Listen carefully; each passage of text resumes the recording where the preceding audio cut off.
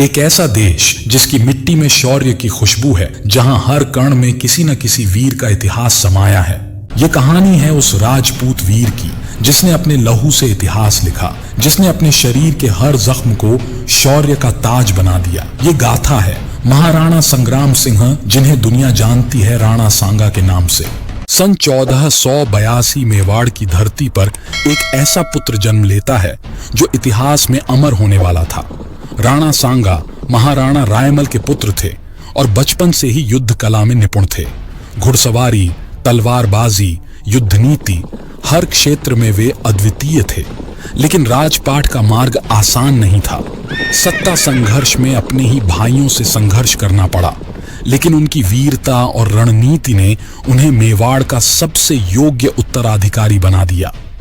मालवा पर पहला वार किया 1517 में। मालवा के सुल्तान महमूद खिलजी द्वितीय को रण में धूल चटाई। मालवा के बड़े हिस्से को मेवाड़ में मिला लिया। ये थी राणा की पहली बड़ी फतेह हिंदू एकता की शुरुआत। गुजरात के सुल्तान मुजफ्फर शाह ने जब मालवा की मदद करनी चाहिए तो राणा ने उसे भी रण में धूल चटाई। गुजरात की सेना वापस लौटी और राणा की वीरता की गूंज पूरे भारत में फैल गई। अब बारी थी दिल्ली की। राणा सांगा ने दिल्ली के सुल्तान इब्राहिम लोदी को भी युद्ध में हराया। हरियाणा के हांसी और हिसार तक उनके राज्य का विस्तार हुआ। राजस्थान से लेकर पश्चिमी उत्तर प्रदेश तक हिंदवी साम्राज्य खड़ा हो चुका था। 1527 इतिहास का सबसे बड़ा युद्ध खानवा का युद्ध। एक तरफ थे मुगल सम्राट बाबर तोपों और बारूद के साथ, दूसरी ओर राणा सांगा 100 से अधिक राजपूत राजाओं के साथ। मालवा, गुजरात, बुंदेलखंड, हरियाणा, पूरा भारत उनके पीछे था।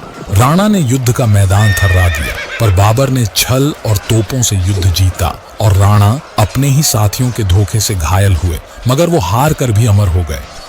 खानवा के बाद भी राणा रुके नहीं। उन्होंने फिर से युद्ध की तैयारी की, लेकिन इससे डर कर कुछ सामंतों ने उन्हें विष दे दिया और 1528 भारत का वो आखिरी हिंदू सम्राट इस दुनिया से चला गया।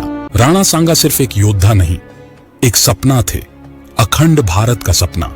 एक मिसाल थे धर्म, स्वाभिमान और बलिदान की। जब भी इतिहास वीरता का अध्याय खोलेगा, राणा सांगा का नाम स्वर्ण अक्षरों में चमकेगा।